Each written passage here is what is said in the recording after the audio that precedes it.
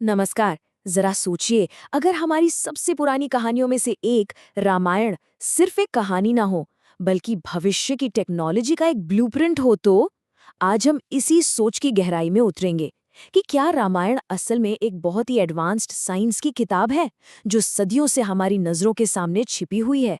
तो चलिए शुरू करते हैं।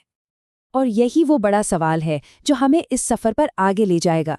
क्या ऐसा हो सकता है कि रामायण सिर्फ एक पौराणिक कथा नहीं, बल्कि एक साइंटिफिक डॉक्यूमेंट हो जिसे मिथकों और कहानियों की भाषा में कोड किया गया हो? तो चलिए इस प्राचीन कहानी को एक बिल्कुल नई नज़र से देखते हैं।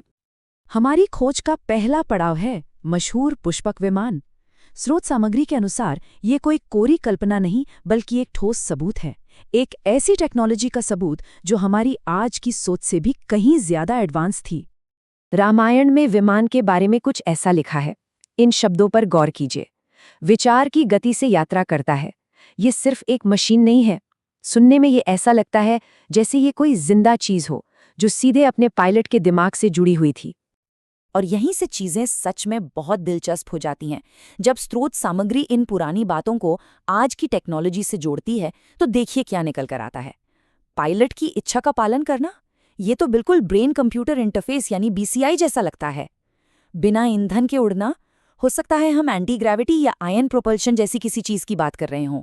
और जरूरत के हिसाब से आकार बदलना, ये तो सीधे सीधे नैनो टेक्नोलॉजी की तरफ इशारा करता है।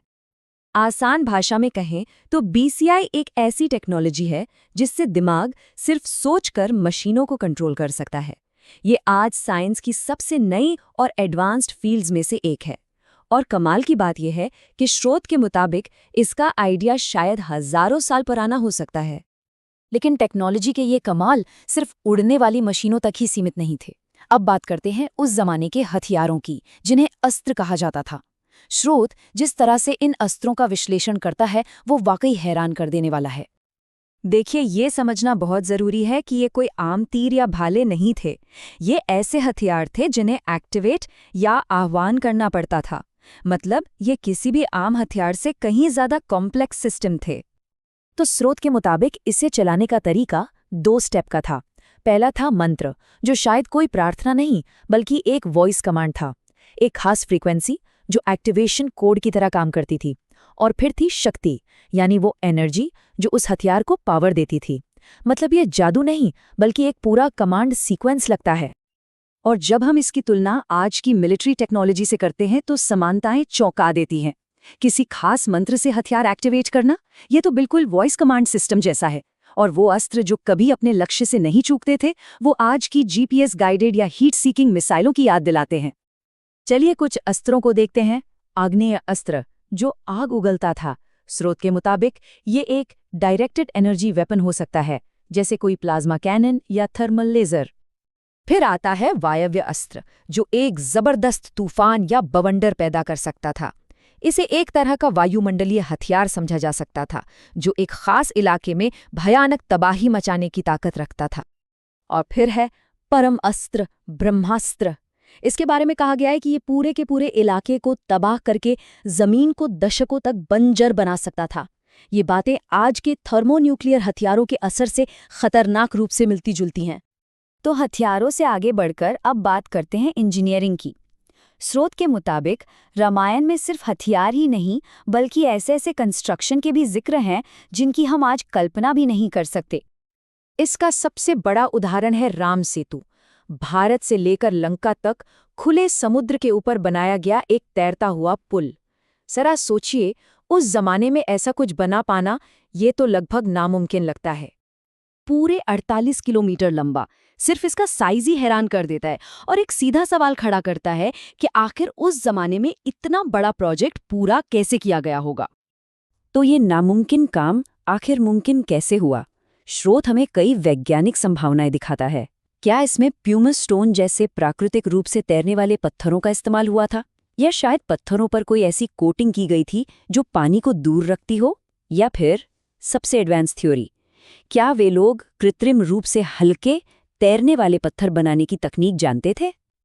और सिर्फ पुल ही नहीं, रावण की सोने की नगरी लंका के बारे में भी कहा गया है कि वो अभेद्य थी। जिसकी रक्षा के लिए ऐसी डिफेंस टेक्नोलॉजी थी जिसकी तुलना आज हम प्लाज्मा शील्ड्स या इलेक्ट्रोमैग्नेटिक डिफेंस फील्ड से कर सकते हैं। लेकिन क्या हो अगर रामायण में बताई गई साइंस मशीनों और बिल्डिंग से भी कहीं आगे की हो? स्रोत का तर्क है कि इस महाकाव्य की सबसे गहरी टेक्नोलॉजी फिजिकल नहीं बल्कि बायोलॉजिकल थी। संजीवनी बूटी की कहानी तो हम सबने सुनी है, जिसने लक्ष्मण को मौत के मुंह से वापस ले आई थी। क्या वो सिर्फ एक चमत्कार था या फिर बहुत ही एडवांस्ड मेडिकल साइंस का एक संकेत? स्रोत यहाँ इन बातों की एक बहुत ही अनोखी व्याख्या करता है। संजीवनी बूटी वो एक तरह की रीजेनरेटिव मेडिसिन या स्टेम सेल थेरेपी हो सकती है जो शरीर को सेल्यूलर लेवल पर हील कर दे।